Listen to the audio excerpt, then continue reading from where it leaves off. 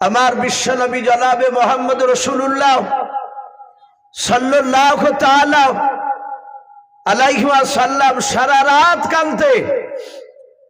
মায়েশা সিদ্দিকা রাদিয়াল্লাহু তাআলা আনহা তিনি বলে যে রাসূলুল্লাহ আমার ঘরে পালি পড়তো যেদিন থাকার, আমার বিশ্বনবী কিছুক্ষণ ঘুমিয়ে থাকার পরে নবী আবার দাঁড়িয়ে যেতে, নতুন করে অজু করে বিশ্বনবী নফল নামাজে দাঁড়াতে।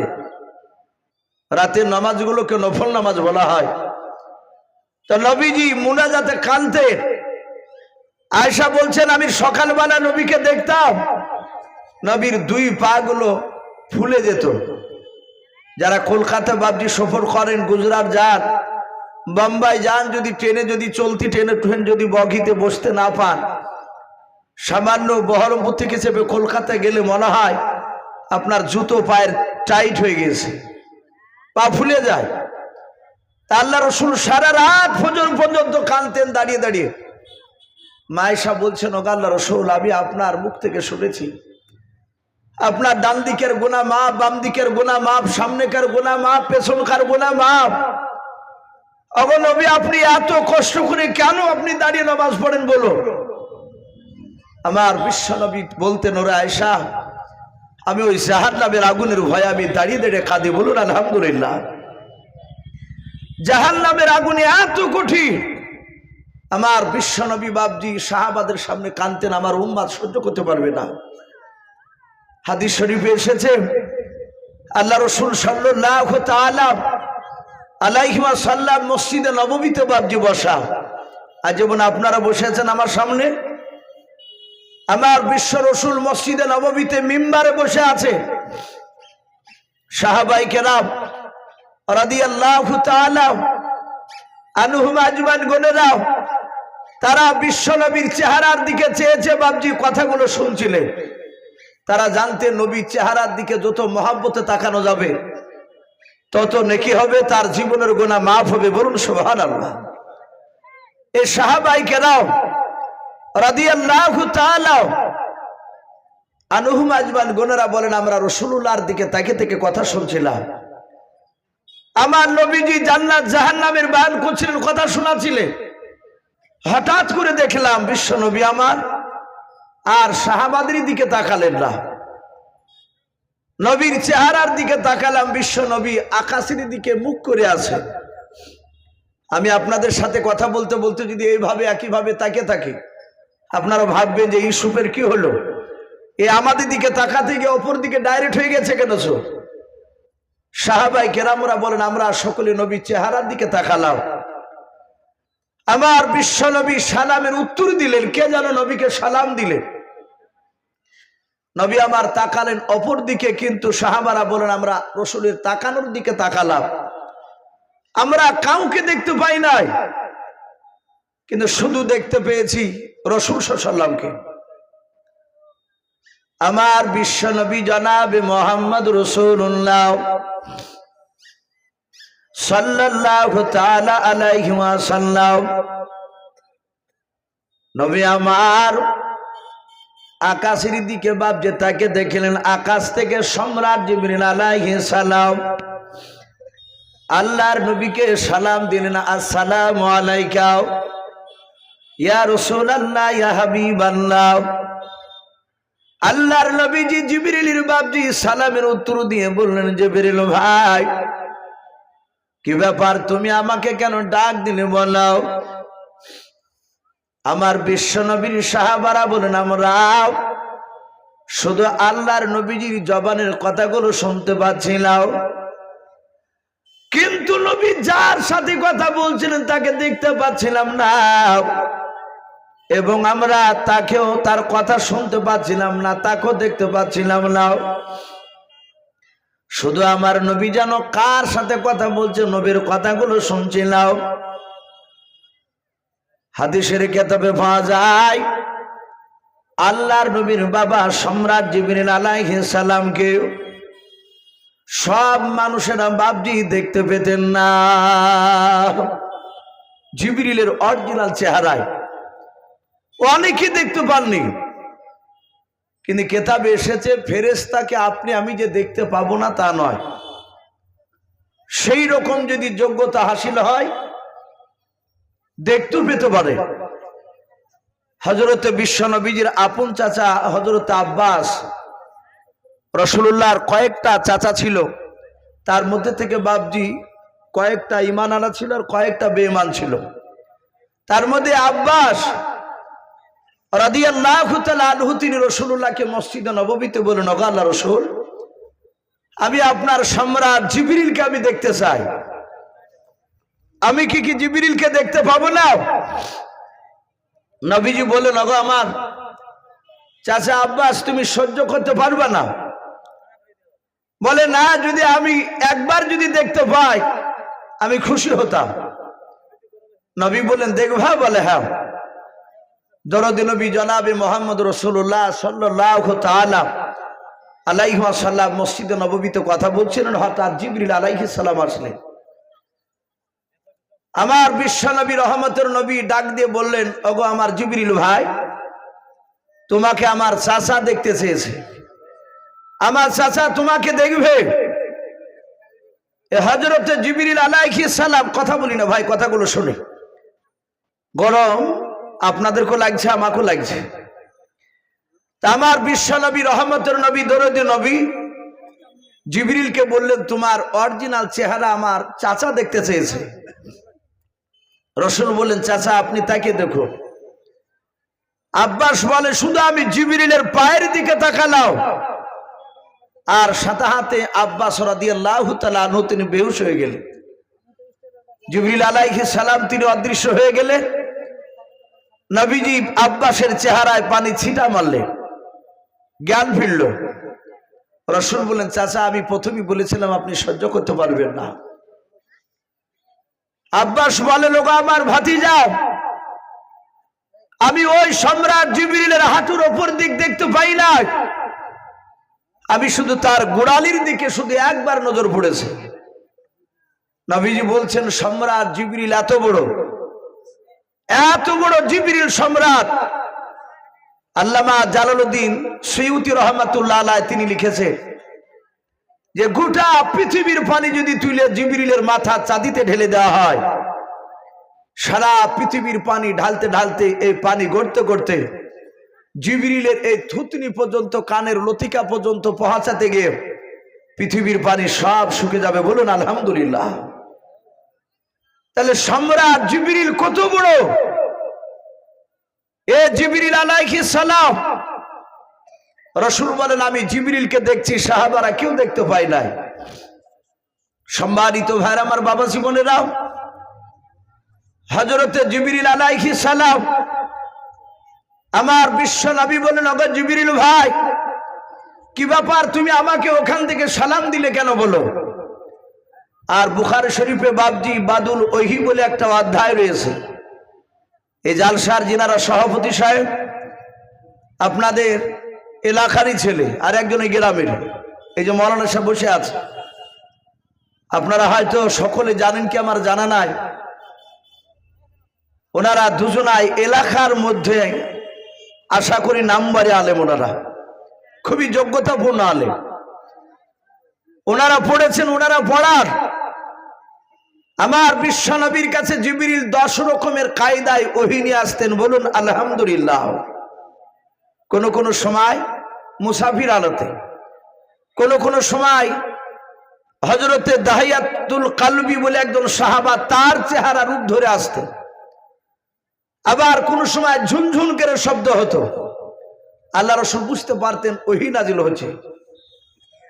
হযরতে জিবরিল আলাইহিস সালাম প্রথম আসমান থেকে আল্লাহ রাসূলকে ডেকে বলছেন, হুজুর আমি আপনাকে ডেকেছি, আল্লাহ আপনার সাথে দেখা করা কথা বলেছেন আমাকে। আল্লাহর নবী বলেন, জিবরিল ভাই, এমন কি জিনিস দেখানোর জন্য আমার সাথে তোমাকে সাক্ষাৎ করার কথা বলেছে? জিবরিল বললাম। হযরতে জিবরিল আলাইহিস সালাম ডাক দিয়ে বলেছিলেন, নবী শুনেন, আপনি আমার ডান হাতের দিকে একবার তাকান। আল্লাহর নবী জনাবে মুহাম্মদ রাসূলুল্লাহ সাল্লাল্লাহু তাআলা আলাইহি ওয়াসাল্লাম আমার নবী বলেন জিবরিলের আমি চেহারার দিকে আমি ডান হাতের দিকে তাকালাম। আল্লাহর নবী ডাক দিয়ে বলেন, জিবরিল ডাক দিয়ে বলেন, ওগো আল্লাহর নবী আপনি বলেন, আপনি আমার ডান হাতে কি দেখতে পাচ্ছেন বলেন। বিশ্ব দরদি নবী ডাক দিয়ে বলেন, ওগো আমার জিবরিল ভাই, আমি তোমার ডান হাতে তাকিয়ে দেখতে পাচ্ছি কয়েকটা ঘরের দরজার ছবি। আল্লাহর নবী জনাবে মুহাম্মদ রাসূলুল্লাহ সাল্লাল্লাহু তাআলা আলাইহি ওয়াসাল্লাম নবী আমার জিবরিলের সাথে যে কথা বলতেছিলেন, সাহাবারা বলেন আমরা সকলে চুপচাপ কথাগুলো শুনছিলাম। হযরতে জিবরিল ডাক দিয়ে বলেন, নবী কয়টা দরজা আছে আপনি দেখতে বলেন? বলে হ্যাঁ আমি 7টা দরজা আছে দেখতে পেলাম। নবীজিকে জিবরিল বলে, নবী আপনি বলুন জাহান্নাম কয়টা? আল্লাহর নবী বলেন জাহান্নাম হচ্ছে 7টাও। ওগো আমার দোস্ত নয়, ও জিবরিল আলাইহিস সালাম ভাই, আপনি তাড়াতাড়ি বলুন জান্নাত কটা? বলে জান্নাত হচ্ছে 8টাও। এই হাতি দরজা 7টা দেখতে পাচ্ছেন? বলে হ্যাঁ। আল্লাহর নবীকে ডাক দিয়ে বলেন, হুজুর এই 7টা দরজা হচ্ছে জাহান্নামের দরজা। ওগো আল্লাহর নবীজি, আল্লাহ পাঠিয়েছে যে আমার দোস্ত হাবিবুল্লাহকে দেখে নিয়ে এসো। প্রথমকার জাহান্নামের দরজা দিয়ে কোন নবীর বেঈমান উম্মতে জাহান্নামে যাবে একটু দেখে নিয়ে এসো। ওগো আল্লাহর নবীজি 7 নম্বর দরজার ছবিগুলো নিয়ে এসেছে আপনাকে দেখানোর জন্য। আল্লাহর নবী দরদি নবী জনাবে মুহাম্মদ রাসূলুল্লাহ সাল্লাল্লাহু তাআলা আলাইহি ওয়াসাল্লাম ডাক দিয়ে বলেন, ওগো জিবরিল ভাই তাড়াতাড়ি বলো প্রথম নাম্বার দরজা দিয়ে কোন নবীর বেঈমান উম্মতিরা জাহান্নামে যাবে বলো। আল্লাহ রাসূল যখন জিজ্ঞাসা করলেন, রে বাবা, ওই সময় জিবরিল আলাইহিস সালাম আস্তে করে বলল, হুজুর প্রথমকার দরজা দিয়ে হযরত আদম শফিউল্লাহ আলাইহিস সালাম, হযরত দানিয়াল আলাইহিস সালাম, হযরত জাকারিয়া নবী আলাইহিস সালাম, হযরত শীষ নবী আলাইহিস সালাম, এভাবে বেশ কয়েকটা নবী রাসূলের নাম করলেন। হযরত জিবরিল নাম করার পর বলল, হুজুর এইসব নবী রাসূলদের এক শ্রেণীর বেঈমান উম্মতেরাও তারা প্রথমকার দরজা দিয়ে জাহান্নামে চলে যাবে। আল্লাহর নবী জনাবে মুহাম্মদ রাসূলুল্লাহ সাল্লাল্লাহু তাআলা আলাইহি ওয়াসাল্লাম ডাক দিয়ে বলে, জিবরিল ভাই তাড়াতাড়ি বলো 2 নাম্বার দরজা দিয়ে কোন নবীর বেঈমান উম্মতে যাবে বলো। হযরত জিবরিল ডাক দিয়ে বলে, নবী 2 নাম্বার দরজা দিয়ে হযরত মুসা কালিমুল্লাহ আলাইহিস সালামের এক শ্রেণীর বেঈমান উম্মতে যাবে। হযরত নূহ নবী পয়গম্বর আলাইহিস সালামের এক শ্রেণীর বেঈমান উম্মতে যাবে। এভাবে বাবা আবার বেশ কিছু আপনার রাসূল নবীদের নাম করলেন। আল্লাহর নবীজি জিজ্ঞাসা করলেন, তৃতীয় দরজা দিয়ে কোন নবীর বেঈমান উম্মতে যাবে বলো। এভাবে বাবা 6টা দরজা পর্যন্ত জিবরিল নাম করে দিলেন। আল্লাহর নবী বলেন, জিবরিল ভাই তাড়াতাড়ি বলো 7 নাম্বার দরজা দিয়ে কোন নবীর বেঈমান উম্মতে যাবে বলো। আল্লাহর রাসূল বলেন, আমি জিবরিলকে জিজ্ঞাসা যতবার করেছি জিবরিল 6 নাম্বার দরজা পর্যন্ত চটচট করে নাম বলেছিল, 6টা দরজা পর্যন্ত। 7 নাম্বার দরজায় গিয়ে জিবরিল আর কোনো কথা বলেন না। আল্লাহর নবী বলেন, জিবরিল ভাই তুমি তাড়াতাড়ি নামটা বলে দাও, ওই 7 নাম্বার দরজা দিয়ে কোন নবীর বেঈমান উম্মতে জাহান্নামে যাবে বলো। জিবরিল আলাইহিস সালাম বাপ যে কোনো কথা বলেন নাই। আমার বিশ্বনবী কয়েকবার জিজ্ঞাসা করলেন। আল্লাহর নবী বলেন, আমি সম্রাট জিবরিলের চেহারার দিকে তাকিয়ে লক্ষ্য করে দেখলাম জিবরিলের 2 চোখের কোণা দিয়ে বাপ যে ঠোপে ঠোপে পানি ঝরছিল। আল্লাহর নবী যে ডাক দিয়ে বলেন, জিবরিল ভাই আমি তোমাকে লক্ষ্য করে দেখেছি, তুমি এক এক করে 6টা দরজা তুমি নবী রাসূলের নাম করে নাও। ওই 6টা দরজা নাম করতে গিয়ে তুমি কাঁদো নাই। ওরে জিবরিল ভাই 7 নাম্বার নবীর নাম না করে তুমি কেন কান্না করেছো বলো। জিবরিল আলাইহিস সালাম আল্লাহ রাসূলের সাথে আবার কথা বলতে লাগলেন। জিবরিল বলে, হুজুর বেয়াদবি হলে মাফ করবেন নবী গো, 7 নাম্বার দরজার নবীর নাম বলতে আমি বড্ড কষ্ট পাই। আল্লাহর নবী ডাক দিয়ে বলে, জিবরিল ভাই তুমি তাড়াতাড়ি বলে দাও। হযরতে জিবরিল আলাইহিস সালাম আস্তে করে বলছেন, নবী গাও 7 নাম্বার দরজা দিয়ে রাসূল আপনার এক শ্রেণীর বেঈমান উম্মতে হবে কিয়ামত পর্যন্ত, তারা কোরআন অনুযায়ী চলবে না, আপনার সুন্নাতের উপর তারা মহব্বত করবে না। ও নবীজি, ওই এক শ্রেণীর বেঈমান উম্মতি আপনার 7 নাম্বার দরজা দিয়ে জাহান্নামে চলে যাবে। শুধু এতটুকু কথা জিবরিল বলে অদৃশ্য হয়ে গেলেন। আমার বিশ্ব রাসূল সাল্লাল্লাহু তাআলা আলাইহি ওয়াসাল্লাম মসজিদে নববীতে বাপজি হাউমা করে কাঁদতে শুরু করলে। আমার বিশ্ব দরুদি নবী কাঁদতে কাঁদতে সাহাবায়ে কেরামদের কাছ থেকে বাপজি চলে গেলে। সুজা মসজিদে নববীর বাপজি ভিতর দিয়ে দরজা দিয়ে বেরিয়ে সোজা বিশ্ব রহমতের নবী আমার বাড়ির দিকে বাপজি যেতে লাগলে। সবচেয়ে মুরব্বী সাহাবা হযরত আবু বকর সিদ্দিক রাদিয়াল্লাহু তাআলা আনহু তিনি ডাক দিয়ে বলেন, ওগো আমার সাথী ভাইয়েরা, আমার রাসূলকে পেছন দিক থেকে কেউ চিৎকার করে ডাকবে না। আমার নবী চরম ব্যথায় ব্যথিত হয়েছে। নবী কাঁদতে কাঁদতে বাড়ির দিকে চলে গেল। আল্লাহ রাসূল আজকে না আসলে হয়তো আগামী কাল আসবে, তোমরা কেউ রাসূলকে ডাকবে না। সাহাবায়ে কেরাম বাপজি কেউ রাসূলকে বাপজি আর ডাকলেন না। বুঝতে পারলেন ডাকলে যদি বেয়াদবি হয়ে যায়। সাহাবায়ে কেরামরা আসর পড়লেন, মাগরিব পড়লেন, এশা পড়লেন, তারপরের দিন বাপজি ফজরের নামাজ পড়লেন, দেখলেন বিশ্বনবী মসজিদে আসে না। এভাবে কেতাবে লিখেছে বাপজি 4 দিন ধরে ফজর পর্যন্ত আল্লাহ রাসূল মসজিদে আসলেন না নববীতে। আবু বকর সিদ্দিক রাদিয়াল্লাহু তাআলা আনহু তিনি ইমামতি করে নামাজ পড়ালেন। আবু বকর ডান দিকে বাম দিকে সালাম ফিরার পর বাপজি বসে তাসবিহ তাহলিল করে ডাক দিয়ে বললেন, বন্ধুরা আমাদের রাসূলকে আজ 4 দিন ধরে দেখলাম নবী বাড়ি থেকে আসে না। নবীর কি হয়েছে? নবী কাঁদতে কাঁদতে আমাদের মসজিদে নববী থেকে বাড়ি চলে গেল, আর সেই নবী কেন আসে না? আমরা চলো তার বাড়িটা একটু লক্ষ্য করে দেখে আসি রাসূল কি করে। সাহাবায়ে কেরাম রাদিয়াল্লাহু তাআলা আনহুম আজমাইন গণেরা চলে গেলে। আমার দরুদি নবী আমার রহমতের নবী আমার বাড়িতে আছে বলে সাহাবা আবু বকর রাসূলের বাড়ির দরজায় গিয়ে সালাম দিলেন, আসসালামু আলাইকা ইয়া রাসূলুল্লাহ। যে কোনো বাড়িতে বাপজি শুধু রাসূলুল্লাহর বাড়ি বলি নয়, আপনার আমার বাড়িতে আপনি যদি যান, আমি যদি আপনার বাড়িতে যাই, উচিত হবে বাড়ির দরজায় গিয়ে বাড়িওয়ালাকে বাপজি সালাম দেওয়া।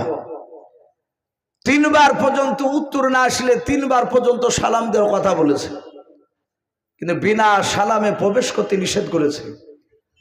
আমরা অনেক নামাজিরাও বাপজি হাদিসের উপর আমল করি নাই। আপনি নামাজ পড়বেন, 5 ওয়াক্ত কপালে ঘটা ফেলবেন, আর কারো বাড়িতে গিয়ে যদি বিনা সালামে যান, কিয়ামতের ময়দান আপনি জান্নাত যেতে গিয়ে আটকা পড়ে যাবে। আমার বিশ্বনবী বাড়িতে ঢোকার আগে কথা বলতে বলেছে। 3 বার সালামের উত্তর না আসলে তখন নাম ধরে ডাকো। অনেক মানুষকে দেখা যায় হকমাকের যখন বাড়িতে প্রবেশ করে, কোনো মা বোন গোসল করে, বাড়ির ভিতরটা হয়তো ঘেরা নাই তার, তখন কি করে ভিজা কাপড়ে আপনার মেয়েটা তখন দূরে গিয়ে ঘরে লুকায়, রান্নাঘরে গিয়ে লুকিয়ে পড়ে। বলে বেস্তরি লোকটা একবারও বাড়িতে কই হু হাত কিছুই বললো না। তাহলে সালাম কিংবা আওয়াজ দিলে সে বেপর্দা হলে সে হয়তো পর্দায় চলে যেতে পারবে।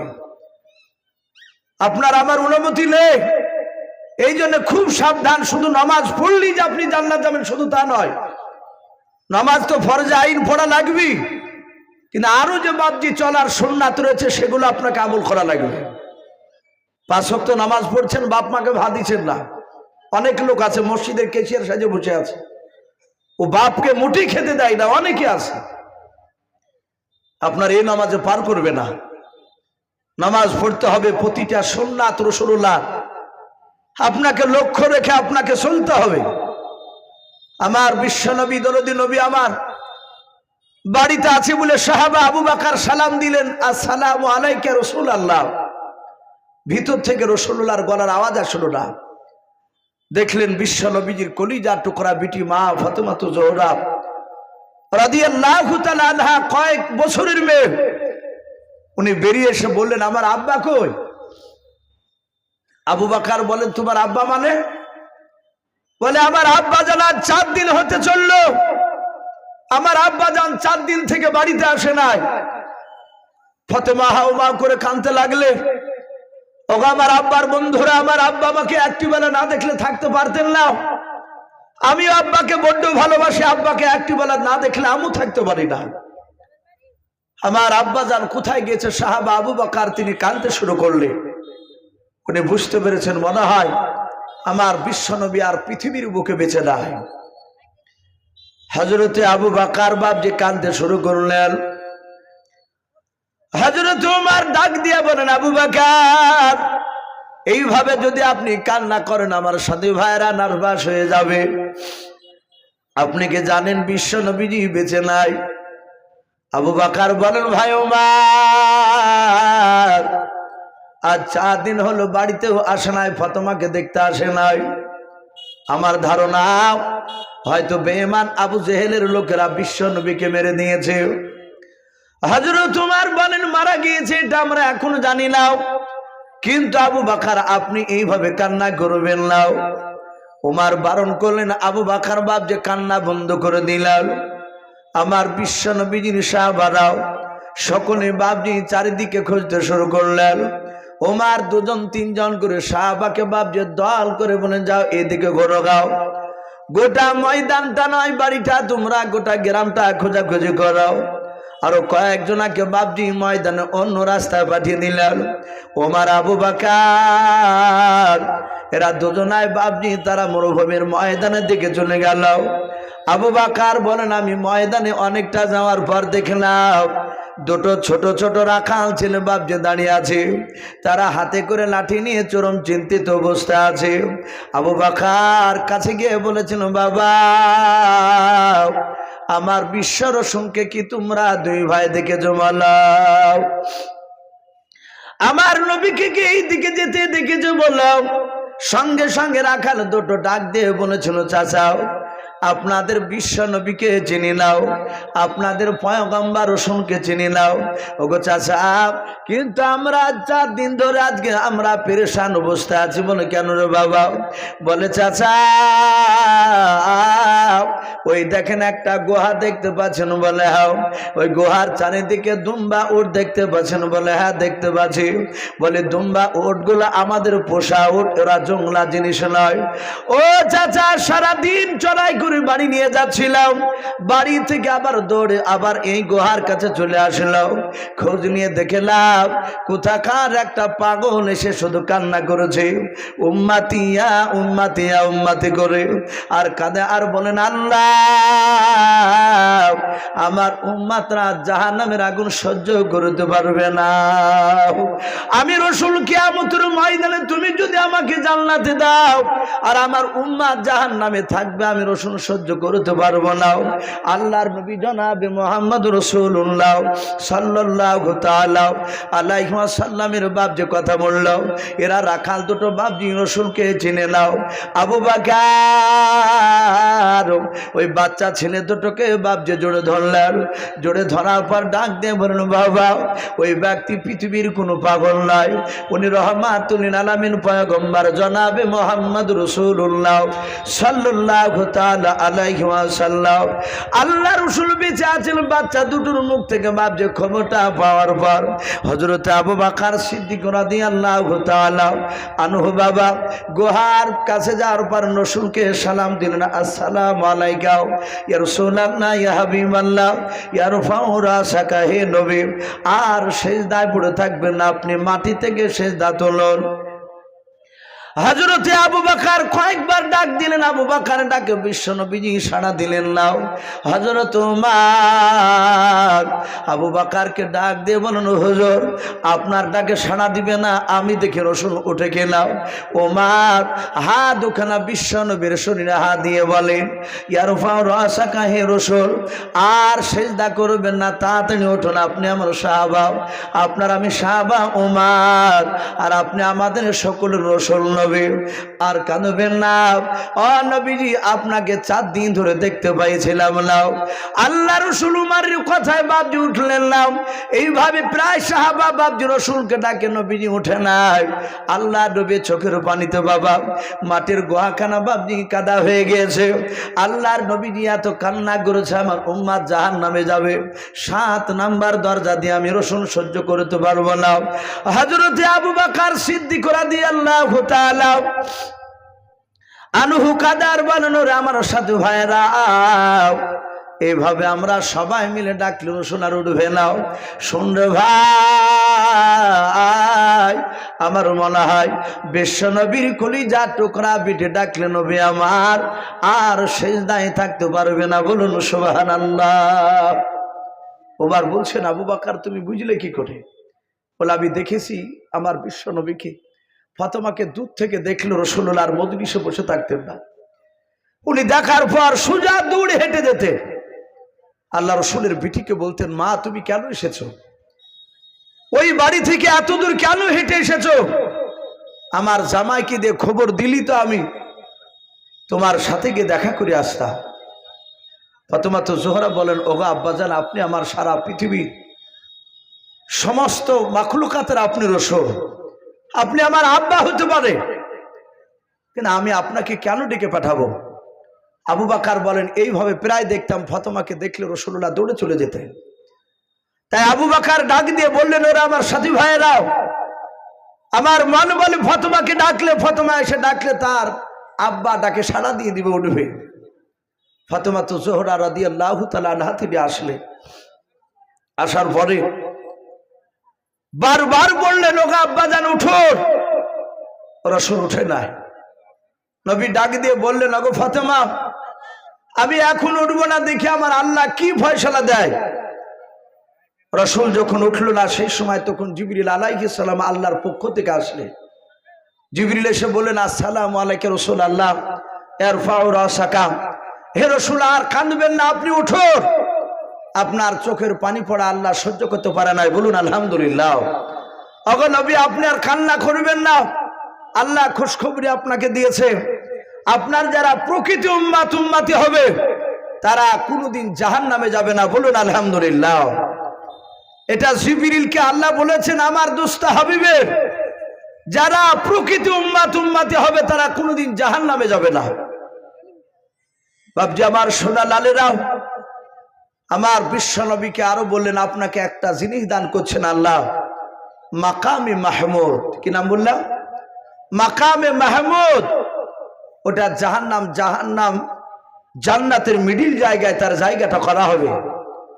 আল্লাহ রাসূল চেয়ারে এভাবে বসে থাকবে। আল্লাহ রাব্বুল আলামিন বললেন, ওগো নবী আপনার সামনে দিয়ে জাহান্নামে যাবে জাহান্নামী মানুষরা। ও নবী আপনার উম্মতকে আপনি চিনতে পারবে, আপনার যত উম্মত যাবে আপনি ধরবেন, আর যতবার বলবেন আল্লাহ তুমি আমার উম্মতকে মাফ করে দাও, এদেরকে জান্নাতে দাও, আমি ততবারই আমি আপনার দোয়াকে কবুল করে নিয়ে আপনার উম্মতিকে জান্নাতে দেব। বলুন সুবহানাল্লাহ।